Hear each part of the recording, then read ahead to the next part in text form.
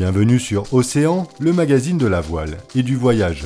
Au programme cette semaine, les aventures de Thierry Dubois et de la Louise, dans notre série Port et Escale, Belle-Île, une destination de rêve à quelques kilomètres de la capitale. Mais sans attendre, nous partons en Méditerranée, assister à la rencontre de deux voiliers mythiques.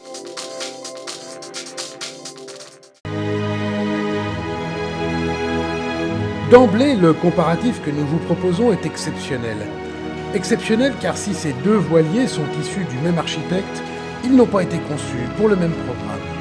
Exceptionnel car ils sont uniques et le resteront à jamais. Aujourd'hui, ils se rencontrent régulièrement sur les plans d'eau pour des régates aussi amicales que disputées. Moonbeam a été conçu pour un programme de course croisière. Son premier propriétaire est Charles Plumtree Johnson, un éminent avocat londonien. Bateau est gréé en Côte-Roric, c'est pour moi le plus beau des gréements. C'est un bateau qui a été construit 3 ans avant la création de la classe J, mais c'est un bateau qui est assez proche de la classe J, un peu plus gros que Twiga. Twiga fait partie de la catégorie des 15 mètres de la jauge internationale. Son programme était exclusivement de la régate. Twiga touche l'eau pour la première fois en 1909. Twiga est devenu la propriété du Yacht Club de Monaco, qui en a fait son vaisseau amiral. Le travail de restauration du voilier est exemplaire. Twiga et Moonbeam sont des côtres auriques. Ils portent une grand voile à vergue surmontée d'une voile de flèche et sur l'avant, un foc, une trinquette et un foc volant ou flying jib. À choquer, phoque! Au vent arrière, un foc ballon complète la voilure. Allez, laisse-les les gars!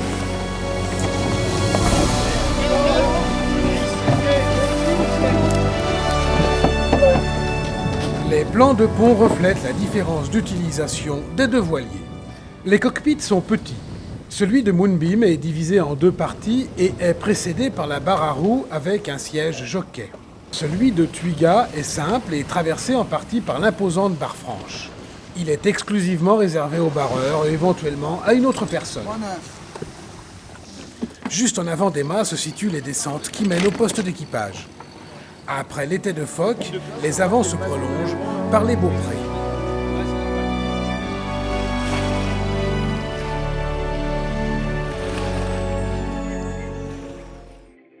Et nous retrouvons un nouvel épisode de la construction de la goélette de Thierry Dubois.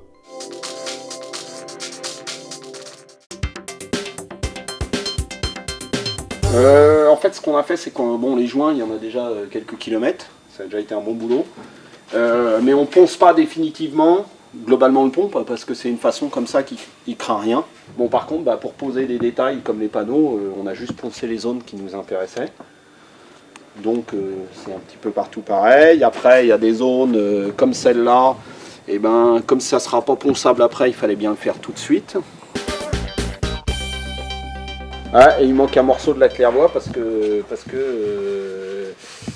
on a des normes à respecter et que je n'ai pas la réponse du fabricant de verre, savoir si le verre qu'il me propose correspond bien à la norme qu'exige l'organisme de certification. Voilà, on a des petits détails comme ça. Le but, c'était un peu de fermer le bateau, donc tout ce qui était hublot, panneaux, tout ce genre de panneaux, tous les panneaux de descente, tout ça c'est fabriqué. Donc, tout ce qui est fermeture, fixe ou amovible, sont en place et fabriqués. Ce qui nous permet aussi de bosser à l'intérieur à l'abri de la poussière pour les quelques trucs qui restent. Et puis le dernier gros truc sur le pont, ça va être de poncer le pont, de peindre la coque et puis d'installer le pavois. C'est un cockpit très abrité de la mer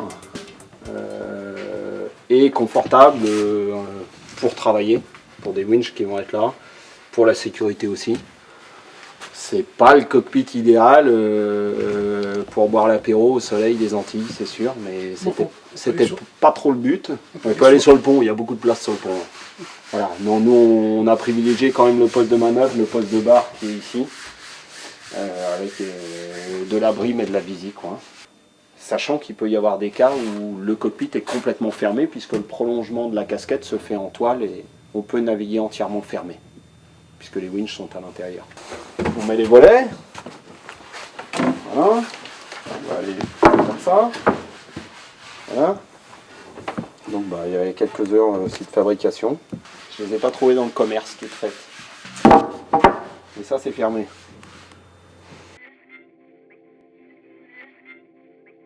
La baie de Quiberon est un des plans d'eau les plus propices à la navigation sous voile, où il existe un petit bijou nommé Belle-Île.